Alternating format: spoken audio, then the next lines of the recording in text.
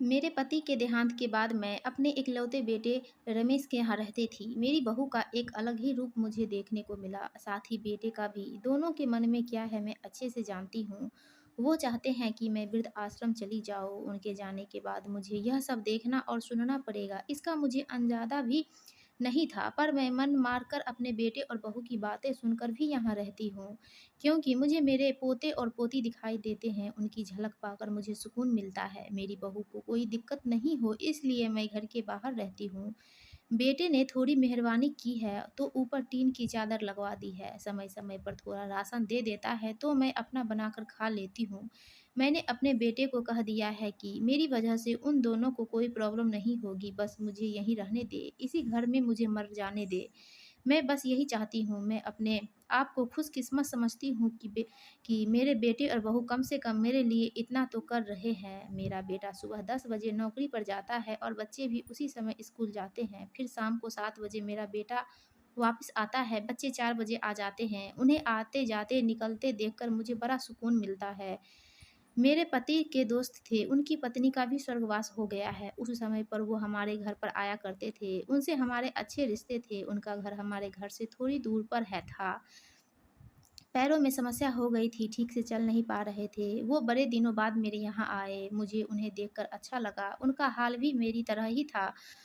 बच्चे अब उनसे भी परेशान थे। आकर मेरे पास अपना दुखड़ा रोते थे और उन दिनों को याद करते थे। बुढ़ापा हम जैसों को बहुत रुलाता है। उनकी पत्नी का स्वर्गवास हो गया था और उन्हें चलने-उठने में समस्या थी, इसलिए वो अपना खाना भी नहीं बना पाते थे। मेरे पास आए तो मैं समझ गई कि यह इतनी मुसीबत में चलकर पुराने दोस्त के यहाँ चाय और नाश्ते की चाह में ही आते होंगे। उनकी भी अपनी मजबूरी थी। वो आए तो मैंने उनके लिए खाना बनाया और उन्हें खिलाया। मना कर रहे थे नहीं खाना, लेकिन मुझे पता था कि उनको भूख लगी है। मेरी बहू ने मुझे और उन्हें खाना खाते देख लिया। वो कुछ भी न बोली। ऐसे ही वो 2-3 बार आए। जब भी वो आते मैं उन्हें खाना खिलाती। फिर उनके जाने के बाद जब मेरा बेटा आया तो बहू कहती है कि तुम्हारी माँ कितनी बेशर्म है। पता नहीं किस-किस को आजकल बुलाकर खाना खिला रही है। बड़ी मुश्किल से कमाया जाता है और यह लुटाने में लगी है। इनका राशन बंद करो, कुछ दिन भूखी रहेगी तो अक्ल ठिकाने आएगी। मैंने कहा कि मैं अपने हिस्से का उन्हें खिलाती हूँ, तू अपने अ, तुम्हारे पिता के पुराने मित्र है। फिर भी बहू का उल्टा-सीधा बोलना शुरू रहा। घर के बाहर रहकर इनको आज़ादी मिल गई है, पता नहीं क्या-क्या करती हैं। बेटा भी बोला कि कुछ दिन भूखा ही रहने दो इन्हें। मुझे मेरे बेटे ने घर के पीछे सीढ़ी के पास ले जाकर बिठा दिया, कहा कि अब यहीं बैठे रहो। अब तो अब आँसू भी सूख गए थे। अगले दिन मुझे खाना नहीं मिला।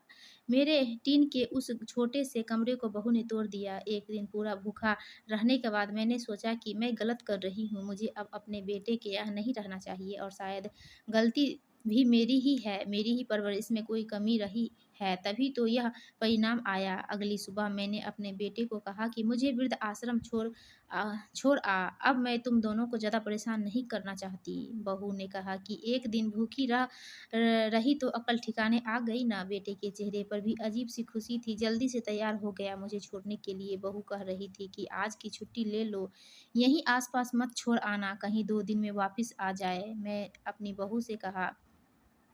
अपनी बहू से कहा कि बेटी चिंता मत कर, मैं अब नहीं आऊँगी। मैंने अपने पोता-पोती को गले लगाया। मुझे पता था कि अब मिलना नहीं हो पाएगा। बेटे को भी चाहती थी कि एक बार जी भरकर देख लूँ, लेकिन वो बोला, "चलो जल्दी करो।" मैंने बहू को कहा कि बेटी अपना ध्यान रखना। मेरा बेटा मुझे छोड़ आया। वहाँ आकर मैंने देखा कि मेरी तरह कई हैं, थोड़े दिन उदास रहे, फिर सब सच को स्वीकार कर लेते हैं। मैं अब यहाँ खुश हूँ, कुछ काम भी करती हूँ। मैं चाहती हूँ कि ऐसा कहूँ कि ऐसा किसी के साथ ना हो, लेकिन ऐसा कब किसके साथ हो जाए, कोई बता नहीं सकता। लेकिन माँ-बाप को ऐसे समय के लिए भी तैयार रहना चाहिए। बस बच्चे को पाल कर बड़ा कर दो, उनसे कुछ उम्मीद मत रखो। दोस्तों, आपको ये कहानी अच्छी लगी तो प्लीज़ हमारे वीडियो को लाइक कीजिए और चैनल को सब्सक्राइब